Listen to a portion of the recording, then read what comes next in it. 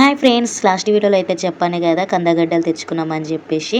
మేమైతే కందగడ్డ అని అయితే అంటాము. మరి మీరేమంటారు అనేది కామెంట్ చేయండి. ఎట్లాగో శివరాత్రి వస్తుంది కాబట్టి ఇప్పుడైతే కందగడ్డలు అయితే తెగ అమ్మేస్తారు కదా రోడ్ల పక్కన. అవి ఉడకపెట్టే ప్రాసెస్ అయితే ఒక్కసారి అయితే చూడండి, ఫుల్ వీడియో అయితే అర్థమవుతుంది మీకు. మా పిల్లలు అయితే చూడండి, నేను చేస్తా మమ్మీ అనుకుంటే అయితే వచ్చి వాళ్ళైతే నాకైతే హెల్ప్ అయితే చేస్తున్నారు. వాళ్ళు హెల్ప్ చేయడమేమో కానీ 10 నిమిషాలు అయ్యే పని అయితే 15 నిమిషాలు అయ్యేటట్టు అయితే చేస్తారు మా పిల్లలు అయితే. పిల్లలంటే ఇక అంతే కదా, ఏ పని చేసినా ఇక మధ్యలోకి వస్తూనే ఉంటారు. ఇక పిల్లల గురించి పక్కన పెడితే ఇక ప్రాసెస్ అయితే ఒకసారి అయితే చూడండి. ఫస్ట్ అయితే కందగడ్డలను అయితే నానబెట్టేసుకోవాలి. ఒక హాఫ్ అన్ అవర్ అయినా లేదంటే 1 అవర్ అయినా, అట్లయితే ఈజీగా మట్టి పోతుంది కాబట్టి.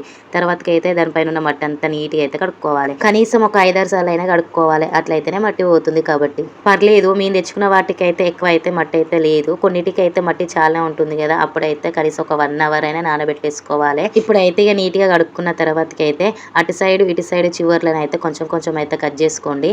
మళ్ళీ పొడుగ్గా అయితే ఉంటుంది కదా, అలా పొడుగుంటేనే అయితే మధ్యలో ఆఫ్ అయితే చేసుకోండి. అలా ఆఫ్ అయితే కట్ చేసుకోండి. అటు చివరిన ఇటు చివరిన కూడా కట్ చేసుకోండి. ఇలా అయితే అటు చివరిన ఇటు చివరిన అయితే కట్ చేసుకొని ఏ గిన్నెలు అయితే ఉడకబెట్టుకోవాలనుకుంటున్నామో అదే గిన్నెలు అయితే వేసుకోండి. ఇక్కడ కూడా చూడండి, మా పాప మధ్యలోకి వచ్చింది.